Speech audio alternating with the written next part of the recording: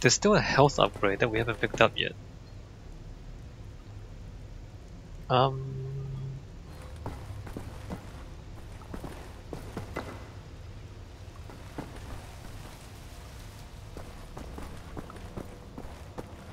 So, assuming that this is not the last time we come back here. Or maybe I should sleep. Last time we slept, there was a health upgrade after we woke up. Maybe I should sleep again. Maybe there's another health upgrade.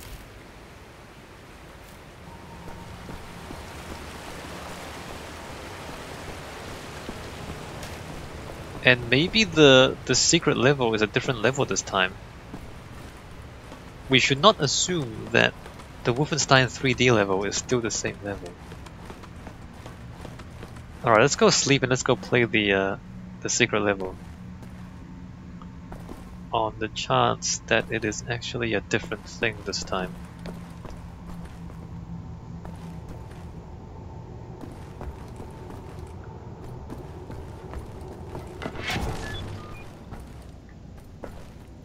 Ow. Howdy, cowboy. Do you guys want to know about the drones in the sewers? They're pretty close to us. Like, they're pretty close to finding us.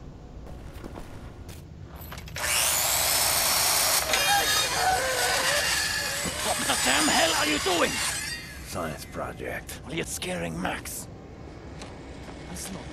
Sorry, pal. Didn't know he'd flip out like that.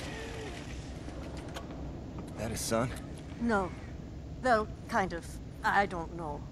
So not his son. Used to be Klaus had a son, born during the war. A miracle, he called it. They had tried for years to have a child, him and his wife. Yeah, well, he'd make a pretty good father. For a Nazi. The child was born with a club foot. Klaus knew, of course, what that meant. He begged the doctors not to report it to the authorities. When secret police showed up to take the boy away, Klaus and his wife tried to stop them. The wife died from a bullet to the head. The child, too. Klaus could not protect them. So he blames himself. I think so. And he will never forgive the Nazis.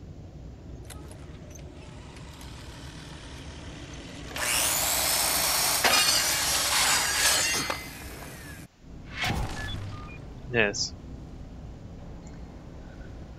Maybe check on Max. See if he's okay. Yes, you should do that, maybe. Well, I mean, you know, Nazis. Why would a club foot... Is that even genetic? A club foot is not a genetic thing. I don't know. This... Look, eugenics is stupid. There's no two ways to go about it. Eugenics is stupid. And clubfoot I don't think is genetic, so there's no point gassing people who have clubfoot. Like, it's just... That's just a stupid idea. But the Nazis are full of stupid ideas. Lost toy. Well, I found you. Alright, we found a robot.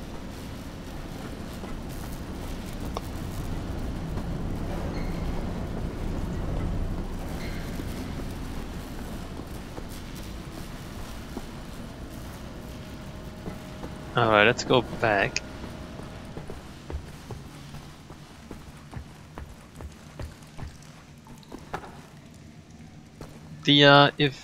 If somehow you don't know what eugenics is, the Nazis, well, I mean, it wasn't only the Nazis, but at that time in history, around the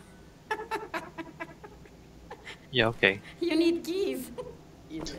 around the early 1900s, up to, I guess, up to the Second World War, there was this idea. So the theory of evolution. Let me just talk to this guy. You wanna talk? No? Amerikanische Trottel. Alright, dude, seriously. Lost your toys, Max. Find Max's keys. Find Max's keys.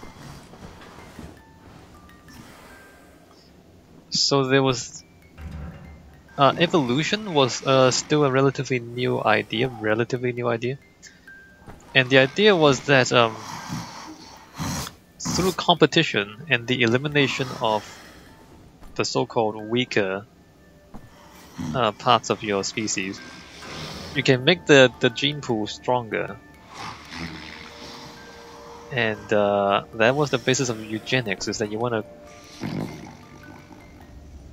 find Max's toys. Okay, we need more than one toy. The idea that you can improve your genes through weeding out the weak. But of course, DNA doesn't quite work like that. First of all, there's the random mutations. That is so fundamental to evolution. Is that, you know, just because you have a smart father and a smart mother, it doesn't necessarily mean that your child will also be smart. I mean, there was a better chance of that, but you know, there are many other factors that might affect whether your child is intelligent or not. So it's not just genes that affect how people turn out. And conversely, because of the random mutations, quote-unquote genetically inferior individuals can, through random mutation, find themselves with genetically successful children because of the random mutations. So it's not a cut and dry thing, right? Evolution. Oh, is this new? This is new. Degenerate killers captured. Berlin, October 16, 1960. The pair of degenerate serial killers stalking Berlin has finally been captured, said the chief of police at a press conference this morning.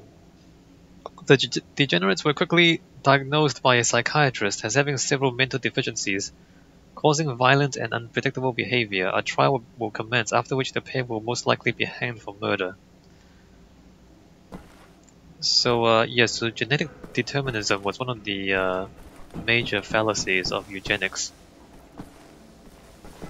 And you know, genetic illnesses, although you might, for example, theoretically, you might eliminate a genetic illness from the gene pool if you prevent everybody with that illness from having children.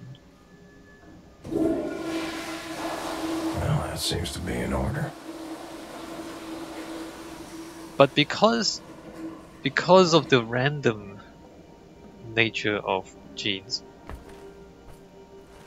it's not entirely guaranteed that the genetic illness would not come back at some point. Like if the genetic mutation occurs again in somebody else, then it would just happen. Like you just have the same illness back again. And also, just because a person has a genetic illness now, it doesn't mean that they might not mutate back, or they might not mutate into a different form, and the illness might go away if given enough time for the mutations to occur. So it's again, it's not cut and dry. It's not as simple as, oh, we just prevent these people from having babies and it'll fix everything, and everything will be perfect from that point onwards. Escape from Castle with the new side mission? It's the same level again. I don't know if you wanna...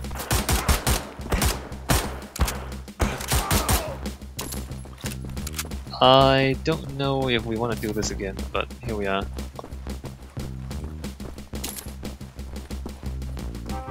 And of course the Nazis were racist, like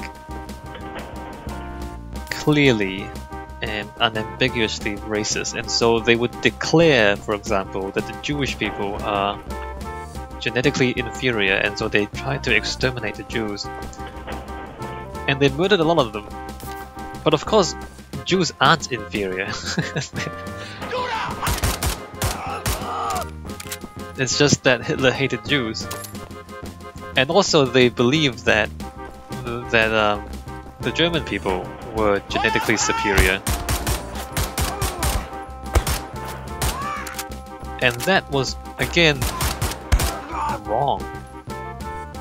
And maybe that wasn't the intention. Maybe it was maybe the intention was through war and conflict. The plan was to see who was the most superior, right? So through war and conflict, weed out the weaker. Whoever was weaker should be weeded out, and then whoever was left in humanity would presumably be the superior genes, if you buy into that sort of genetic, this concept of genetic superiority. So it's not necessarily the case that the German people were superior, but by engaging in extensive warfare and trying to conquer the world, whoever is superior theoretically would win in the end.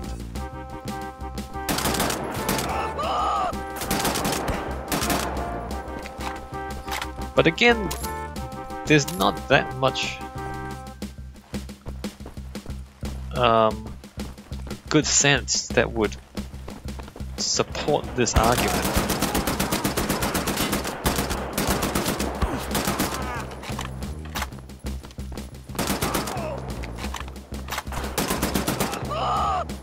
Because war is not a simple thing. There's a lot of luck involved, and there's a lot of other circumstances involved, like your geography. For example, the Germans could, in the real world, the Germans couldn't invade the UK because they were across the English Channel, and so they had to, like invading across the Channel is quite a difficult thing to do, because you have to cross the water, right, and then land on boats, and so all the logistics is more complicated, and so the Germans couldn't do it without first destroying the Air Force at least. And then the German Air Force failed to take out the Royal Air Force of the UK. And then there's like purely logistics and numerical concerns. Like, for example, when the Germans tried to invade the Soviet Union, they just didn't really have enough people, right? Because the land was so vast and so big. They just didn't have enough soldiers. And when they finally got into combat with the Soviets, the Russians simply had more people.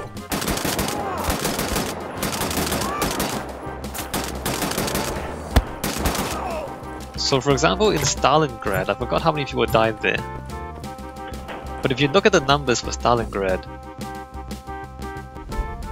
the number of Germans who died was more or less the same as the number of Russians who died. They just kind of, both sides just sent all their soldiers into Stalingrad to kill each other. And in the end, like about the same number of people died on each side. Except the problem for the Germans was that there were more Russians than there were Germans. And so after all those German soldiers died, the Germans couldn't really replenish their armies because they just ran out of people, which is kind of brutal.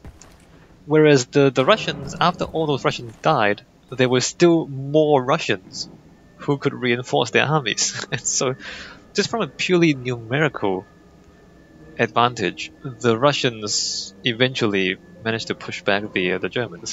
So that doesn't really have anything to do with genetics, right? It's not that are the Russians genetically superior to the Germans? No, that's ridiculous. They just had more people.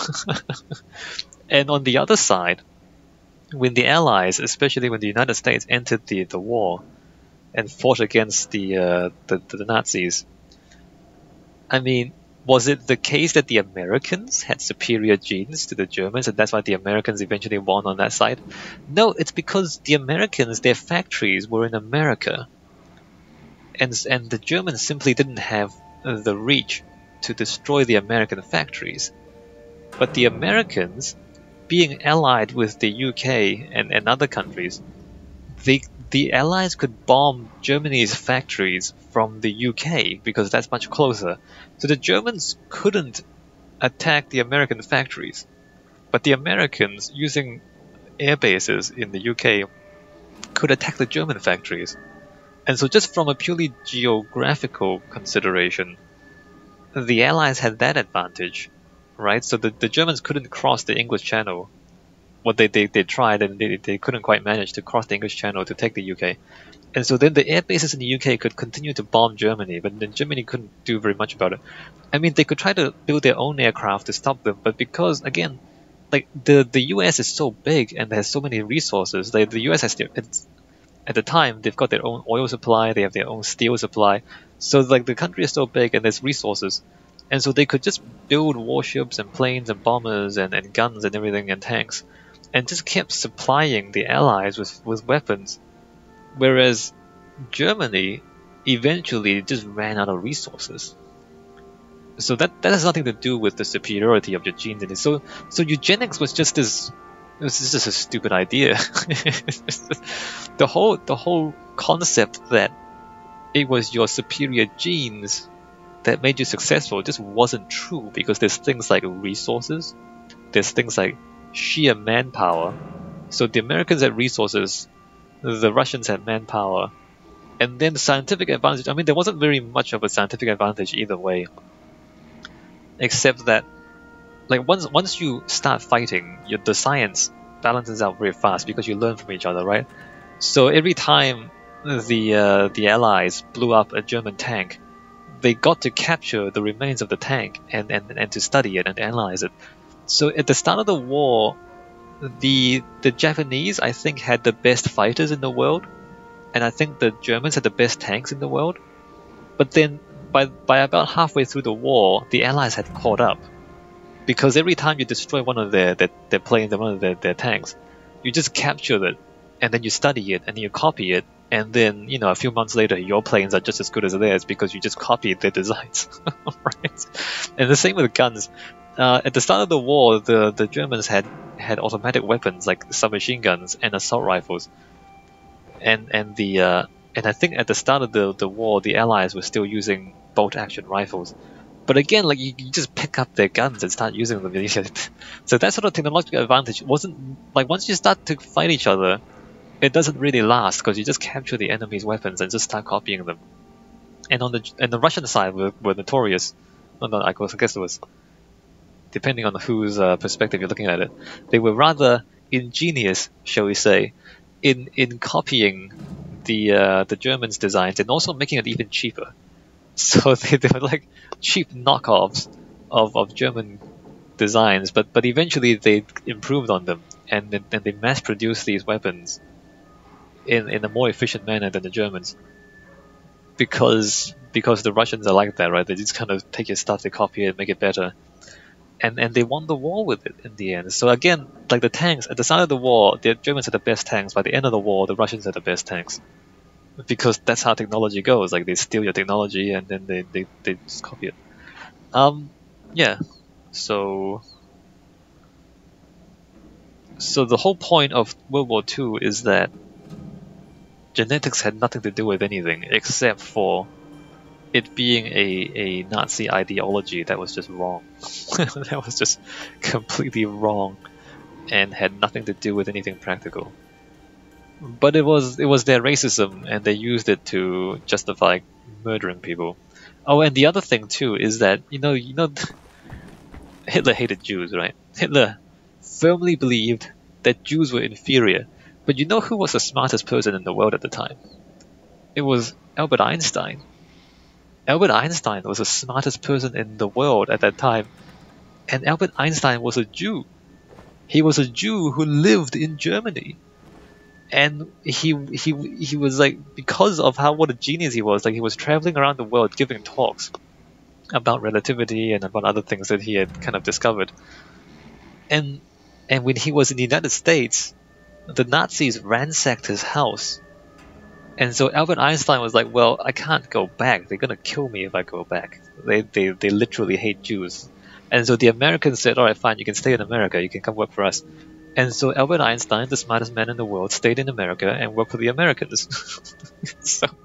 so this, not only was this his racist ideology wrong, because literally the smartest person in the world was a Jew, so Hitler was wrong about Jews being inferior, he chased away, and it wasn't only Einstein, there were other people too, like his intolerance chased away a lot of smart people, and all these smart people just escaped to the United States and worked for the United States instead of for the Nazis, and so the Nazis lost all these smart people.